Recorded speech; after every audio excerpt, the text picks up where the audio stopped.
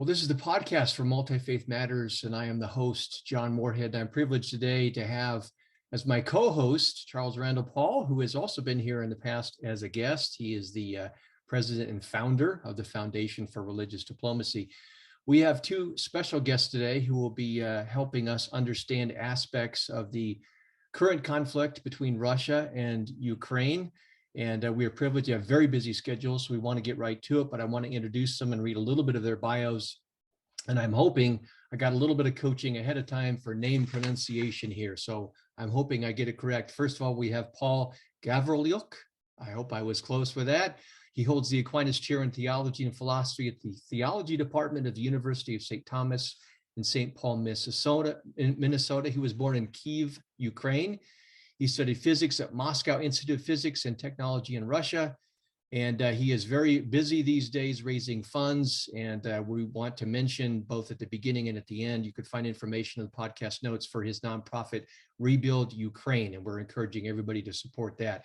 He's also founding president of the International Orthodox Theological Association. And again, look in the program notes for more bio and links. We are also privileged to have Cyril Hovorun. He is Professor of Ecclesiology, International Relations and Ecumenism at Saint Ignatios and Professor at Stockholm School of Theology. And he's taught theology at a number of confessional and public institutions, including theological academies in Kiev, Moscow, Minsk, and elsewhere. Gentlemen, welcome to the program. Thank you. Thank you. Glad to be here. Well, again, normally I take the lead in being the host, but I'm going to admit my ignorance. I do have a colleague, Father Brendan Pelfrey, who's Eastern Orthodox, and we've had some conversations over the years, but I have much to learn about the Orthodox tradition, and I will turn over the remainder of the lead of our questions and conversation to my colleague, Charles Randall Paul. Thanks, John. I'm grateful that we have this little conversation today. It's incredibly important for, I think, all of us to understand, at least in our audience. We have a large evangelical and broader audience than that.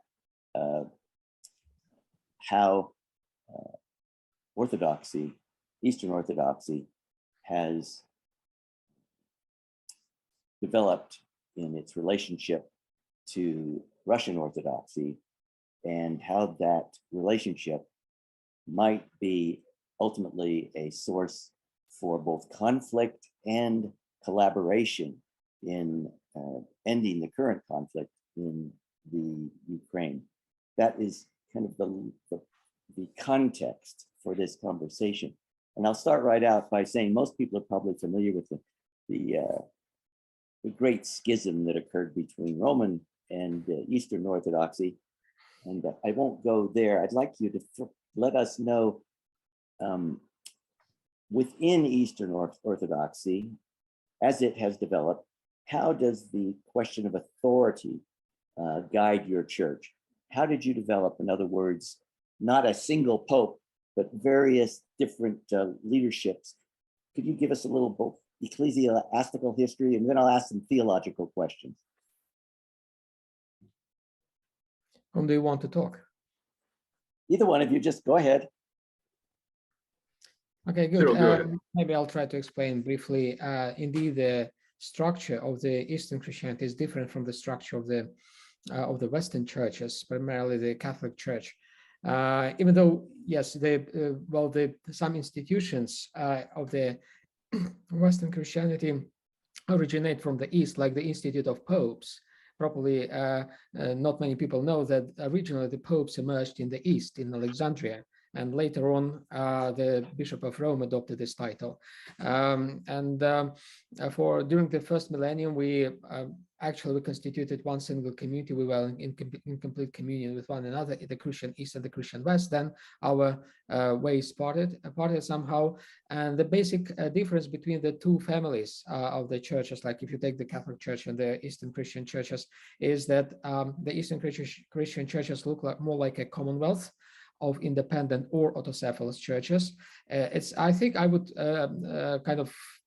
compare it with the Anglican Communion, the Commonwealth of the Anglican churches, which essentially the provinces of the Anglican Church are independent autocephalous, and they have a primate who somehow coordinates the activities, like the Archbishop of Canterbury. In our case, it's more like the ecumenical patriarch or the patriarch, the Bishop of Constantinople, who resides in what is now Istanbul. So instead of one pyramid, so to say, of the ecclesial structures in the Catholic Church, we have several pyramids, like in the Valley of Kings in Egypt, that stand next to each other, and they each has its own kind of self-sufficiency. They're independent, autocephalous, and they are in full communion with one another. And the relationship between them is described most best by what we call consent. So it's a consensual relationship between the churches. There is no kind of obligation that the churches need to to follow the line set by the ecumenical patriarchy. They choose to follow or choose not to follow this line. So it's a consensual relationship between the churches, and it's Cyril, really like, yeah. So it's a consensual relationship, and it's more like a commonwealth of the churches.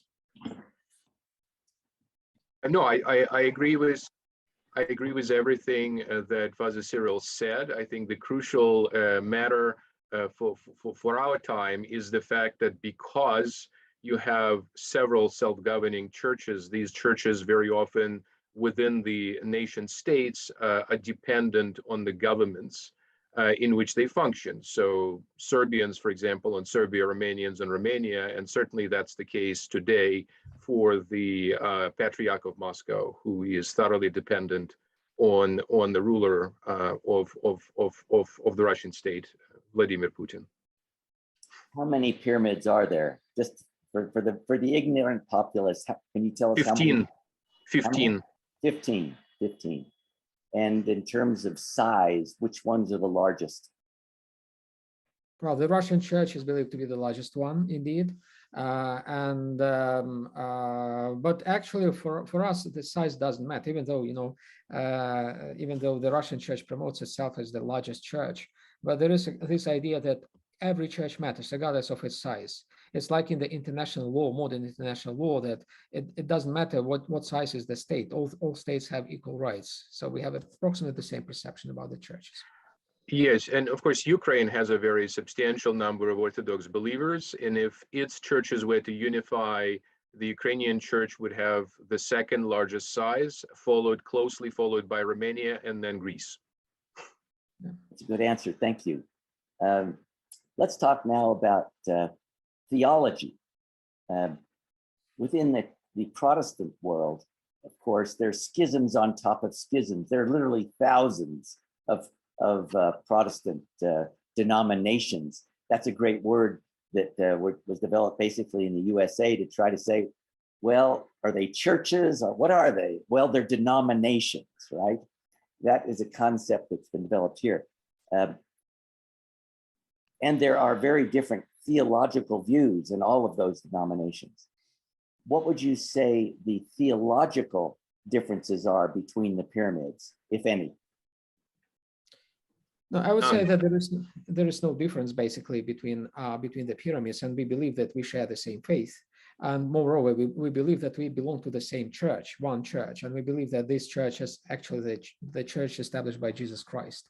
What we differ in are essentially the administrative structures. So those pyramids are not more than just administrative structures that help managing, the kind of groups of people who believe to belong to the same church, share the same faith, participate in the same mysteries. Of course, we have our disagreements. We have kind of different expressions of our faith in terms of language, in terms of theological language, if you want, traditions. But yeah, I would say no. There is a consistent coherency between the theological traditions shared by those pyramids, and there are some differences that can be quite crucial, like in the case of the Ukrainian war. The difference is not of theological nature, it's more of ideological nature, and that's something that needs to be addressed by the theologians. We believe that what has led to the war is a distortion of the tradition, a kind of aberration of the tradition under the influence of the ideological concepts, and one of them is the notorious Russian world concept. Probably we'll talk more about it, but that is basically the difference. We have some churches adopt kind of ideological frames which sometimes alienate them from the rest of the churches, as it is the case with the Russian church, I believe. Paul, do you want to say anything more about that? No, I think Cyril said it all. I think the faith is the same, but then there are some very, very, the things that matter and the things that divide us precisely have to do with the ideology, and it's the ideology of the so-called Russian world, Ruski Mir. And it's an ideology that sees itself as in opposition to the West, which it treats monolithically, and in which it, for example, very often ignores the evangelicals and ignores the extent to which America, broadly speaking, is certainly still a religious country. Yes, if I may add to this, another kind of point of differentiation that we experience in the Orthodox world, which is very well known in the evangelical world, is those notorious culture wars that ravage the U.S. terrain, the society, and the churches in the United States. I think we recently adopted the same kind of dichotomization, polarization within the Orthodox world, so that there are like conservatives and liberals within the Orthodox Church that don't really stomach each other very much. And if you take the war in Ukraine nowadays, it is to a great extent underpinned by a sort of culture war, when the Russian Church promotes, the traditional values and, the conservative kind of preferences for itself, and counterposes itself, the Russian Church, to some other church. Like they believe that the ecumenical patriarchate is liberal, is on the liberal side of the culture wars, and this is a sort of dangerous imported division, I would say, that contributes to this differentiation within the otherwise monolithic and singular orthodoxy. That's very important for our audience to understand. So we'll dwell on that a little bit longer. I would say most Americans think it's, Russia versus the Ukraine, two nation states that are completely opposed for some political reasons. And Americans don't like to think about religion really being deeply involved in the conflict. So I think we need to emphasize what you both just brought up by going back in a little bit in history, and the idea of Kiev originally being kind of the third Rome, that there being something special about that form of orthodoxy that would lead out and almost in a messianic way, bring peace and truth to the entire world, where the Western Church had failed to do that, and certainly where Enlightenment culture was failing to do that.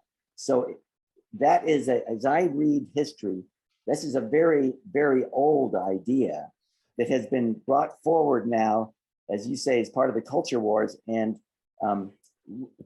revivified by the Russians right now to use it contra Ukraine, which has sold out, its religious peoples have sold out to Western values, right? And therefore, there's a heretical aspect to this, that they're not fighting other Christians, they're fighting heretical Christians, right? And that is a deeply historical reality in the United States. I might have mentioned to both of you in my email, before the Civil War, 10 years before the Civil War, when we saw that it was coming, there was a schism effectively between all the Protestant groups. You had Southern Baptists separating from Northern Baptists, because at some deep level, they knew they were going to be fighting each other. And you don't fight a brother, but you can fight a heretic, right? And so I think, am I right to be analyzing things a little bit like that right now, or not? Yes, but these categories actually don't apply, because what I want to emphasize is there is actually a shared faith. The important thing is the extent to which everything that Russian state is presently doing in the Russian church is actually spin and hypocrisy. And let me give you specific examples. Ukraine is a much more religious country, especially when you drift to the Polish West. You will find that religious adherence is 10% or higher. and significantly higher in the villages. And this is primarily, of course, Greek Catholics, but also Orthodox and a substantial Protestant presence. Whereas the more you drift to the center of the country and the more you drift to the east, religious adherence actually goes down. And of course, in the so-called republics of Donetsk, etc., it's about 2% of the population, as it is in the rest of Russia.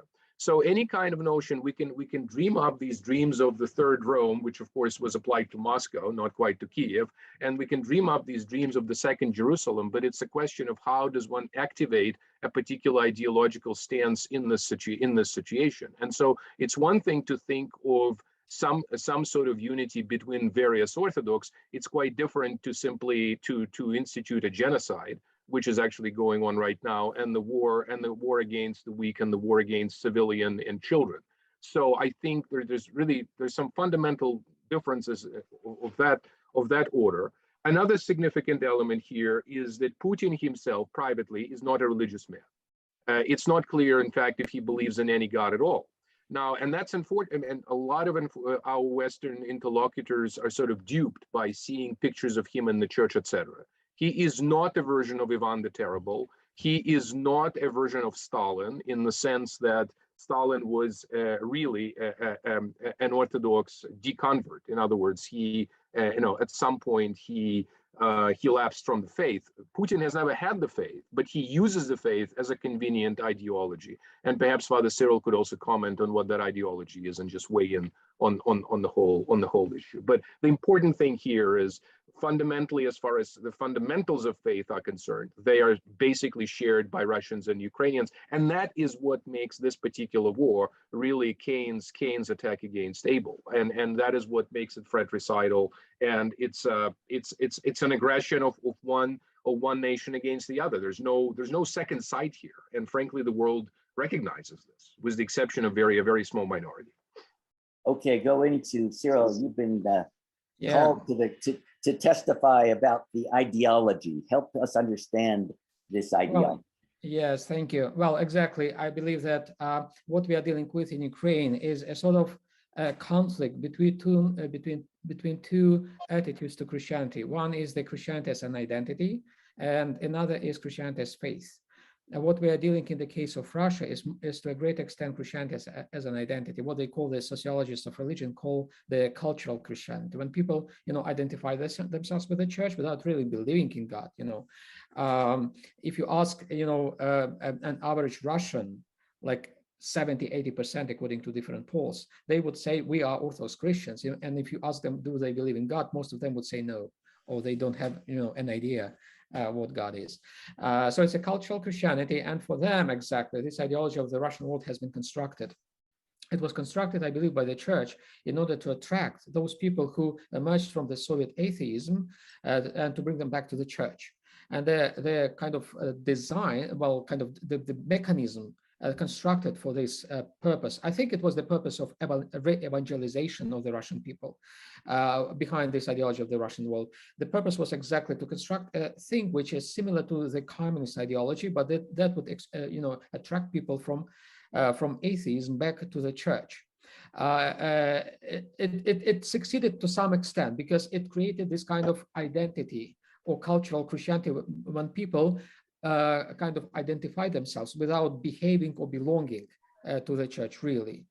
And what they have is essentially a quasi-religious ideology, which looks like a religion, but it's not. And essentially, it's a modification of the Soviet ideology, or if you want, of imperial ideology, because it's a mixture, a very postmodern mixture of of the elements from the Tsarist Russia before the revolution, then the communist regime, Stalinism, and post-Soviet situation, like the kind of very primitive occultic, dualistic Manichaean approaches that Putin particularly embodies, I believe. And this is a very strange mixture of different religious elements that usually kind of don't fit each other in the organic setting, but in this ideology, they come together, they constitute this strange, complex kind of mixture of ideological elements, and they believe that this is orthodoxy.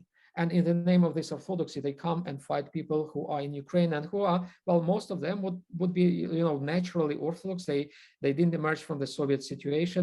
Many Ukrainians were occupied, the territories were occupied by Stalin after the harshest religious purges in the early 1920s, early 1930s. And we are talking about kind of a rural, very normal kind of Christianity of the most Ukrainian people who now face, this aggression from Russia. So essentially, as I said, we are dealing with a clash of the cultural Christianity, the Christianity as an identity, or Christianity as an ideology, against just kind of normal Christianity, I would say. And so in evangelical terms, the insistence, the centrality of faith is completely lost in this equation. In other words, a religion is perceived precisely simply as a part of one's cultural identity. And that is why, and that is one of the main reasons why it could be weaponized, because there is actually no personal connection with Christ, with Jesus Christ. There is no centrality of what Christ, and that is why you turn to idols, including specifically the idol of war. Another comparison that I would use is that Russian Orthodoxy is experiencing its 9/11 moment. And what I mean by this specifically is that in the very same manner in which we thought about 9/11 as a profound distortion of Islam, in other words, Islam was weaponized specifically as an instrument of terrorism. In this particular situation, Russian Orthodoxy is being weaponized. And unfortunately, that includes the higher ups. That's to say, it includes Putin himself, and it includes Patriarch Kirill, who are doing the weaponization. It's weaponized in the service of essentially aggression and war. And I think that perhaps the only distinction with Islam is that none of the major leaders of Islam would have ever expressed themselves publicly as supporting something like a 9/11 attack on the United States. Whereas in our situation, you do have the primate, the head of the Church of Moscow, effectively endorsing it, which is why if this war is lost, and it's likely to be lost by Russia, both Putin and Kirill will be morally and politically dead. Help me. I work on. You gentlemen are extremely eloquent, by the way. Thank you for those direct answers. I would like to have you now do an exercise that we do at the Foundation for Religious Diplomacy in order to help people understand. What would you say? Speak in the voice of Patriarch Kirill.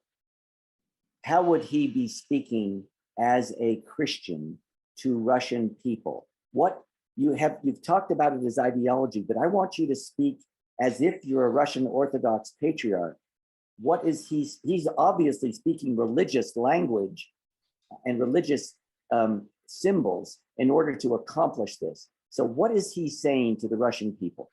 So he's very concretely, he's not been keeping silent from the beginning of the war. Unlike some of his underlings, he has not kept silent. And so the Orthodox enter the period of Lent, which is this, if you will, you could compare it to a kind of a renewal, if you will, in the evangelical tradition, or recommitment to Christ in the evangelical tradition. So he's entered this period of Lent with the so-called Forgiveness Sunday, in which he said, Ukrainians have a lot to ask forgiveness for before Russia. And he, in fact, forgives them. So that was one statement that he was making as the Russian bombs were being dropped on peaceful Ukrainian cities, as people were dying in the hundreds, as actually children were being slaughtered. This is what a Russian patriarch said. Excuse me, Paul. Yes. What did he say they needed to be forgiven of? Well, it was, of course, perceived grievances against the Russian speakers. Father Cyril and I are both Russian-speaking Ukrainians. Father Cyril, of course, is thoroughly bilingual. I am primarily a Russian-speaking Ukrainian. And just as Hitler cited the grievances of the Germans against the Czechs when he invaded Czechoslovakia, Putin cited completely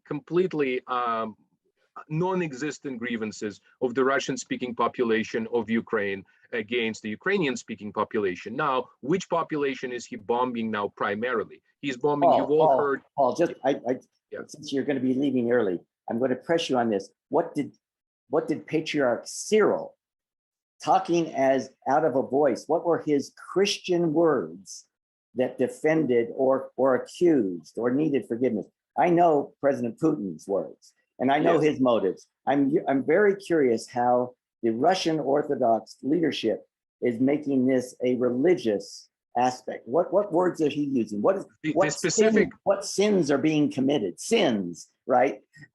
Yes. What's he saying? The specific words that were used were twofold. First of all, Russia is fighting a war of light against darkness, and it's a metaphysical war. And the principal reason for that war is the existence of gay parades. He dropped the word pride, but it's the gay pride parades that somehow are causing the Russian missiles to be flying all over Ukraine. Now, the fact of the matter is that generally speaking, Eastern Europeans are not keen on politicizing the whole business of gender. And in Ukraine itself, yes, it's a free country, and in that regard, certain expression of these things is allowed. But generally speaking, neither the Orthodox Church nor the population at large is particularly welcoming, shall we say, all the new developments having to do with the gender politics in the West. So he's actually, it's just complete nonsense. And it's nonsense for Western consumption, for the consumption, again, of people who would actually take this seriously. But I think Father Cyril would probably have far more profound things to say on the matter. Yeah, I would say that for now, during the entire tenure as the Patriarch Kirill indeed addressed the Russian people and indoctrinated, I would say, the Russian people with his doctrine of the Russian world. He believed that it is an evangelizing, not evangelical in the kind of, in the sense of a denomination, but evangelizing instrument for the Russian people that emerged from the atheist kind of propaganda. And but lastly, I would say, by the way, what do you mean by Russian world? Yeah, the Russian world, I tried to explain in the beginning, it's just this mixture of different ideologems, elements of different ideologies, like the monarchical Tsarist ideology, then the Soviet Stalinist ideology, then the post-Soviet ideologies. It's really a kind of a mixture of different elements. I call it usually, I call it like civilizational nationalism. It's a sort of exceptionism when they say we, the Russians, we have a unique mission given to us by God to save this world from itself, and that's why we are eligible to use any means to fulfill this mission.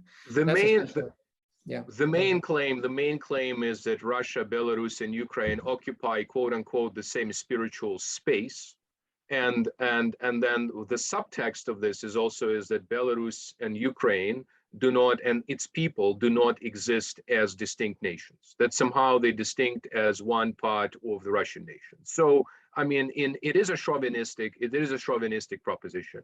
And it is also very arbitrarily selective, because in the 19th century, there was this idea of Slavophile, that is to say, some kind of spiritual unification of all Slavs. Well, then notice, of course, it excludes completely the Slavs that happen to be, for example, Catholics, such as Poles, let's say, or Czechs, etc. So it's a very pick and choose type of position, and it serves only one purpose, and it's precisely the purpose that Father Cyril articulated. It's this reconstitution of the Russian Empire of the 19th century with the Soviet sort of spin or backing, or some kind of Soviet Union nostalgia. Because remember, Putin said, and Putin has repeatedly said, that he treats the dissolution of the Soviet Union and the greatest geopolitical catastrophe of the 20th century. I think our listeners can all think of greater catastrophes in the 20th century than the dissolution of the Soviet Union, but that is Putin's vision. That is his fundamental, that's what's driving him. Yeah. And I would add to that also that it's not just about, the Russian civilization. Actually, this vision behind the Russian world is really cosmic. And my argument is that the Putin's kind of worldview is to a great extent dualistic Manichaean. He sees the world in black and white, divided into essentially ontologically good pieces and essentially ontologically bad parts of the world. And for him, of course, Russia is the quintessentially goodness of this world, and the rest of the world, the West, particularly the United States, is the incarnation of the global evil. This is kind of a sort of a worldview that he has, and he shares this worldview, I think, with many figures in the church, I believe, including Patriarch Kirill to a great extent. And that is also the message. You asked about the message of Patriarch Kirill. It is a dualistic message. It's a message that exactly polarizes the world between us and them. And for him, us is the Russians, and them is the rest of the world, particularly the Americans. Yeah, I think what Americans need to hear in this conversation, what you two just very well articulated, which is most Americans were raised to think of Russians as atheists, and now the story is God. We are part of this cosmic righteousness that we will save the world through the true Russian way of Christianity. And Russian nukes. That is another way to. Of course. But I'm saying that Cyril would say this. Patriarch Cyril would probably say this. And if Americans could understand that, they would ironically find within their own history this idea of a righteous, exceptional nation that has been millenarily called to save the world. It went originally from Christianity to democracy, right? And so we have to see kind of a strange analogy where democracy has been leveled, risen to the level of a religion in America, and how the Russians are doing a counter move. Randall, I believe from the perspective, at least of our tradition, Orthodox tradition, this is heresy. This heresy was condemned as Gnosticism as early as in the 3rd century.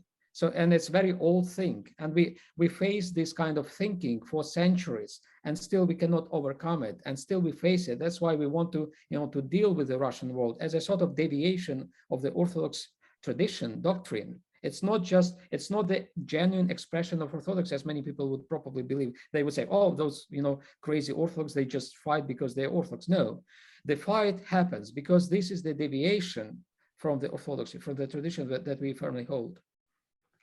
Yes, I certainly couldn't agree more. It truly is a profound distortion of the faith. And I think we certainly are very concerned about the way in which Orthodoxy today is being used, or rather misused, by the Russian state, by the Russian government. Of course, there are other uses of Orthodoxy that are much more peaceful in terms of humanitarian aid and support that's being provided by major charities, such as, for example, International Orthodox Christian Charity, that was, of course, organized in the United States. And I think what violence has evoked in so many people, in hundreds of thousands and millions, is actually a desire to do something and to alleviate the suffering that's going on and the enormous humanitarian problem that's going on. So if we could talk a little bit about that, I think that'd be helpful. Let's go to that subject. We'll start with, remember, some of our audience doesn't know anything about Orthodoxy, and might even consider it heresy. And so give us some help here. What are the theological foundations for peace building among people that deeply disagree about the ultimate truth? In other words, in a pluralistic world of atheists and Muslims and Taoists and various forms of Christian, what tools, what theological tools come out of Orthodoxy that says this is how we ought to behave in a world where there's such division over what is the ultimate good? So I think first and foremost, this negotiation of pluralistic world is something that Orthodoxy is only just now entering in a kind of a mature fashion. The resources, of course, for dealing with this question are quite considerable, including specifically liturgical resources. So the daily cycle of Orthodox services mentions in prayer the word peace 15 times. That might indicate an anxiety precisely over the question of peace that the ancient Byzantine Empire had, because, of course, it was attacked on all sides, Arabs, Slavs, what have you. But I think the liturgical setting in which peace is the fundamental, shall we say, attitude that one has to have towards God, and peace ultimately is something that is God-given. I think that's actually a deep connection between, let's say, Orthodoxy and evangelicals. And I think an element that peace needs to be found within, that it cannot be simply found exclusively by policymaking, as important as policymaking is, I think is another element that would connect the Orthodox piety with evangelicals. In terms of peace bringing, I think, generally speaking, of course, Orthodoxy should not be endorsing a war of invasion.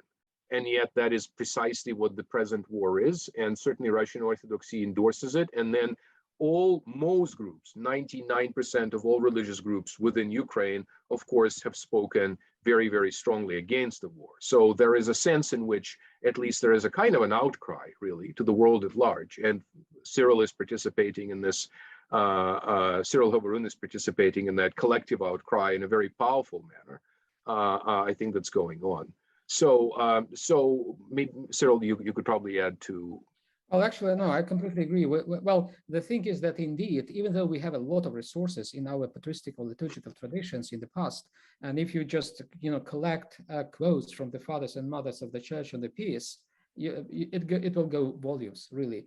The thing is how to apply this volume to our days, and that is kind of the challenge for this generation. I believe this is a major task for this generation of public theologians in the Orthodox Church, to do something that the Western theologians did after the World War II, because the World War II was not just the collapse of the ideologies of communism and Nazism. It was not just the collapse of Germany and and Italy, whatever the allies. It was also the collapse of a sort of theology that had developed in the 30s.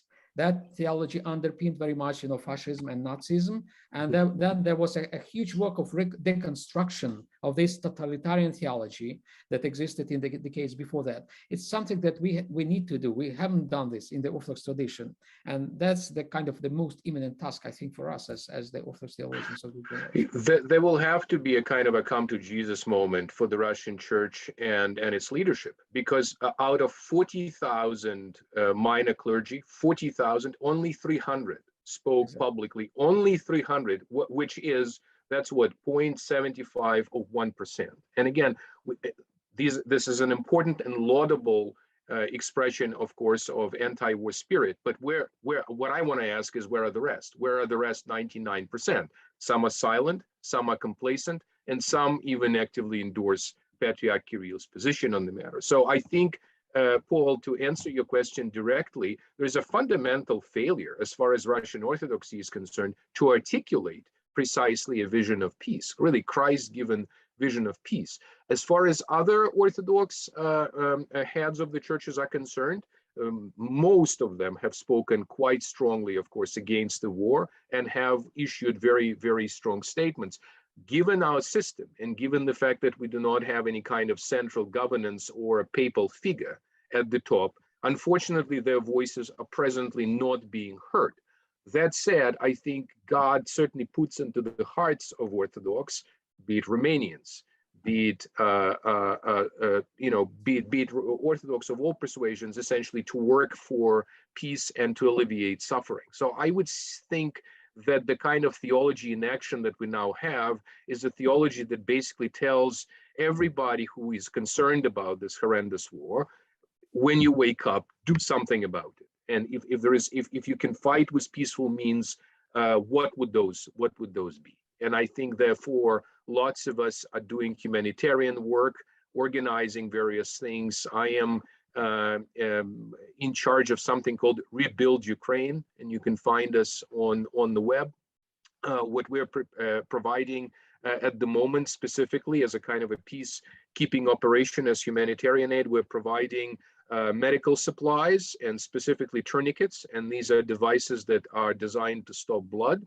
And we are also setting up a medical infrastructure that would allow people to order prescription drugs remotely, because in 2 weeks there will be more people dying out of the prescription drug shortage problem in Ukraine than there actually will be dying in battle or from shrapnel.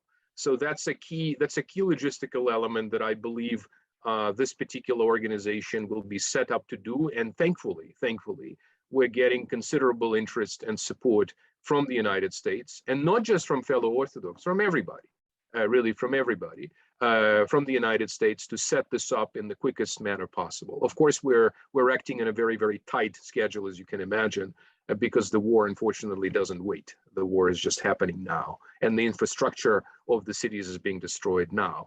And I think if you have, if the listeners, for example, have a charity that they trust, a charity that has already proven itself as doing the good work, if they could simply join in that charitable activity, I think this will do a lot of good for more than 3 million refugees that Poland and many other European countries are also trying to now accept. We've also set up a program in Lithuania for Ukrainian children to come and study at prep schools, and we will be setting up study abroad programs in the United States, including Ellen Academy in Bryan, Texas, that will be just one of our partners. So again, this is a way in which people of goodwill and also religiously affiliated institutions can really contribute to this process of peace building, returning to the notion of peace.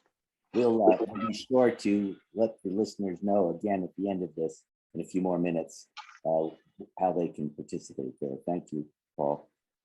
Cyril, I'm going to push in on one of the things you mentioned, and I'll go a little farther. I'm always intrigued about what's on the edge of theology. When you mentioned that all Eastern Orthodoxy is dealing with the problem of pluralism, can you, this is the way we often frame this. A proselytizing church is a church that believes in the essential truth that it has, and non-arrogantly, without arrogance, but with great sincerity, tries to convert others to that higher way. Yeah. In a pluralistic world where there are competitions between these different views of what is the highest way, what is the edgy, or what is the new view in Orthodoxy that is allowing the coexistence of both proselytizing and dialogue, if you will, between those groups? Yeah. I think your question hits the kind of the core, if you want, of the situation, and indeed it has to do to a great extent with the perception of pluralism and the attitude to pluralism.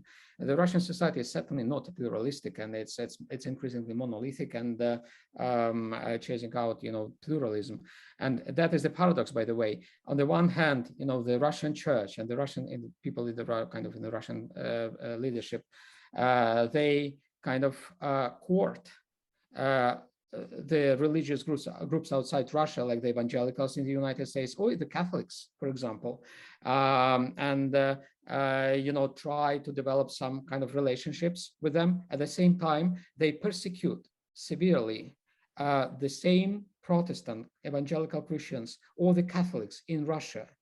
And that is unimaginable. Why? Well, they do it exactly because they believe in their complete monopoly on the Russian scene.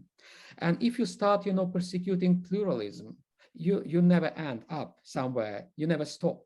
And that's how, yes, they started persecuting, the witnesses of Jehovah, for example. They have criminalized the witnesses of Jehovah in Russia. Now they purge and close down like evangelical Baptist communities in Russia, or the Catholic communities. They stop Catholic charities in Russia, and now they don't stop there. They go as far as to accusing other Orthodox of not being Orthodox enough, like the Ecumenical Patriarchate or other churches. They now invaded Africa. They started a new kind of mission in Africa. It means that you cannot stop if you start, pursuing monopoly, if you start, persecuting pluralism. And I believe it's really, we need, as Orthodox, we really need to learn how to combine our belief that we hold truth. I do believe that my church holds truth. That is a part of being Orthodox. At the same time, I fully respect, the opinions of other Christian brothers and sisters. That's something we need to learn. And the reaction to pluralism explains also the Russian world, because the Russian world in addition of being ideology, whatever, excuse me for using this term, but it is also a fundamentalistic kind of doctrine. I know there are kind of different interpretations what is fundamentalism, but if we take the scholarly kind of classical academic definition of fundamentalism, it's a reaction essentially against the modernization and secularization and pluralization of the society. From this perspective, the Russian world is fundamentalistic because it doesn't tolerate pluralism, and it has to learn pluralism in order to become something different, something more peaceable. I think, would you also agree that this tendency, for example, it exists in my religious tradition. I'm a member of the Church of Jesus Christ of Latter-day Saints, and we are the only true church, you understand? And yet we've somehow been able to try, and we're working through this right now. We're working through this pluralism problem of being honestly believing, as I would guess, even a Greek Orthodox or whatever you're Orthodox, you really believe that's the superior way. And dealing with that honestly in the world is something that we're all grappling with, I think. I just want to say that I'm glad the leadership is aware of this tension, because it's fundamental. It actually is a psychological reality that affects politics. It affects a lot of other things. And we've found in our work, it's a contamination model, a public health model. It's as if the wrong view or the off view or the perverted view is contaminating the world. And how do you handle contamination, right? Well, how do you inoculate people? That's a more passive way. At certain times, you have to quarantine them, right? You set apart from them. And I see right now that the Russian Orthodox Church is saying, well, it's gotten so bad, we have to eliminate them. Exactly. Yeah, so, and there's this aspect that is deep. And I really exactly. And I just want to throw a very short comment as well. Like, if you take the difference between the Russian situation and the Ukrainian situation, as it was said, Ukraine is a predominantly Orthodox country. The majority identify themselves as Orthodox and do practice Orthodox kind of Christianity. At the same time, it's intrinsically an intrinsically pluralistic society, very much, probably because it was always on the edge, between the worlds. And the very name Ukraine means the borderland. That is the translation of the name of the country. And we learned our ways of pluralism, toleration towards others. We still hold our truths, Catholics, Orthodox, or evangelicals in Ukraine, but we live in peace with one another. We lived in peace until the invasion happened. That's a sort of peace that is one of those things that differentiate the Ukrainian Orthodox, if you want, and the Russian Orthodox. It's not doctrine, it's not faith, it's the attitude to the other. That is the basic difference. Thank you for that. We're almost out of your time, and you gentlemen have given us a great deal of it. John has a way of ending these conversations with a question that is very open-ended. What question should we have asked you? What question do you wish we had brought to the table? If each of you would speak to the unasked question that you'd like to speak to now, you have your final few minutes. Go for it. What would you like to tell people? What do you think people ought to know more about Orthodoxy or about the current situation? Just what's on your heart and mind right now that you'd like to say? I think probably the most important element is that there are plenty of Protestant communities today in Ukraine that are acutely suffering. There are, for example, pastors who have not left their congregations, deliberately stayed. There have been a few programs that were actually made on this. And I think if the churches that our listeners are a part of have informal relationships with these churches in Ukraine, because Protestants are much stronger in Ukraine than in Russia. As Father Cyril mentioned, there has been, in fact, a repression of Protestant groups in Russia. I'm connected, for example, to a wonderful Methodist seminary in Moscow. They've certainly had a hard time for a long time. We don't even know whether they would be able to function in the future. But the present situation is such that there is a humanitarian catastrophe of untold proportions going on in Ukraine. And therefore, if your listeners could use their resources and their connections, and also their government connections to pressure our government to do more sanctions-wise and in terms of military aid. I think that would be very much appreciated. Again, I am a part of a nonprofit called Rebuild Ukraine, and you can find us online at rebuild-ua.org. You will see what we're doing, and I think I've described already that we are focusing primarily on medical supplies. We also actually do emergency evacuation. So people could certainly contact me in the particular cases where a family needs to be evacuated, either from a war zone or from an area that's simply unsafe. And we have safe houses in the western part of the country, and also we have the capacity to move people outside of the country if they so desire. So that's my message. Thank you, Paul. And I would completely endorse. I would completely endorse Paul's appeal.